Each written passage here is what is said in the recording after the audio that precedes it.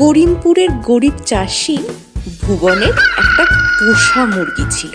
সেই মুরগির ডিম হাটে বেচে ভুবনের সংসার চলত। সে মুরগিটাকে তার ঘরের সামনে বেড়ার মধ্যে রাখত। কিছু দূরেই ছিল এক বিশাল জঙ্গল, আর সেই জঙ্গলে একটা পাজি শেয়াল থাকত। সে অনেক চেষ্টা করেও বেড়ার ভিতরে ঢুকতে পারত না।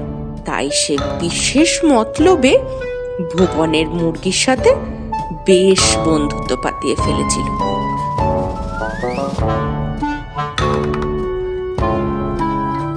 একদিন সন্ধ্যার দিকে মুরগিটা উঠোনে হেঁটে বেড়াচ্ছে। এমন সময় শেয়াল এসে বলল, কি হ্যাঁ মুরগি বন্ধু, কি করছো? খাওয়া দাওয়া হলো? আরে শেয়াল ভাই যে, এই সন্ধ্যের দিকে একটু হাঁটাহাঁটি করছি আর কি। তুমি এদিকে কি করতে?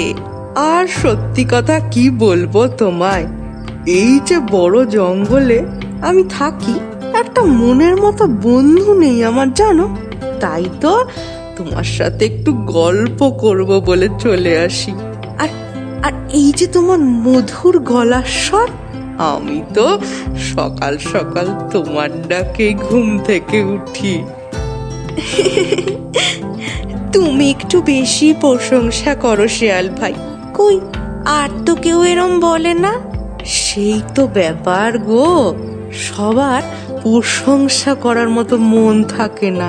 এই যে আমি ভাবি, তো তুমি যদি আমাদের সঙ্গে জঙ্গলে থাকতে কত ভালো হতো। তোমার মিষ্টি মধুর ডাকে সকালের ঘুম ভাঙতো। কি যে তুমি এই বন্দি হয়ে থাকো না, দূর। কি যে বলো, মালিক আমার বড্ড ভালো মানুষ।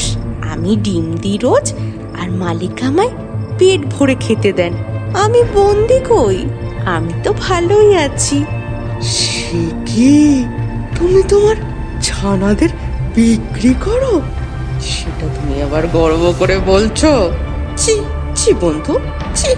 কিন্তু শেয়াল ভাই, এটাই তো নিয়ম। আমায় মালিক পোষেন, তাই আমাকে তাকে ডিম দিই। এতে খারাপ কি আছে? কি বলছো তুমি বন্ধু?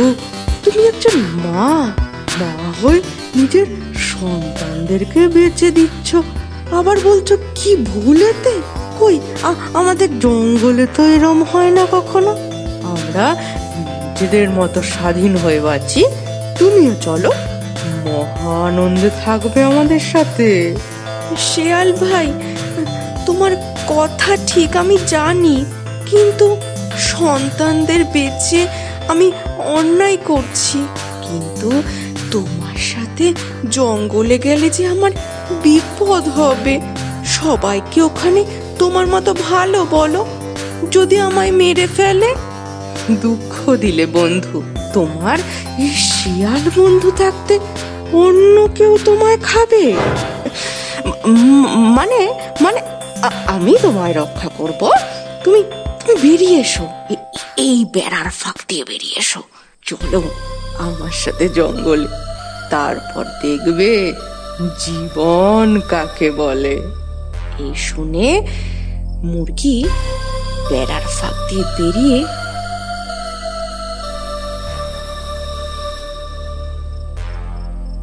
শেয়ালের সঙ্গে জঙ্গলের দিকে যেতে শুরু করলো। কিছু দূর যেতেই ঘাড় মুটকে ধরলো মুরগি।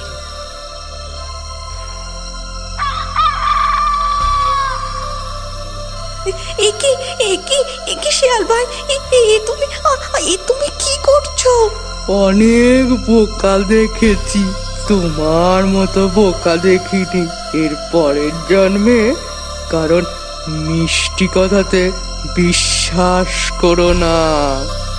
বলে শেয়াল মুরগিটাকে সাবার করে ফেললো, আর মুরগিও নিজের বোকামির শাস্তি পেল। গল্পটা ভালো লাগলে লাইক করুন, কমেন্ট করে জানান কেমন লাগলো, শেয়ার করুন নিজেদের বন্ধু বান্ধব আর রিলেটিভদের সঙ্গে, আর অবশ্যই আমাদের চ্যানেলকে সাবস্ক্রাইব করে দিন।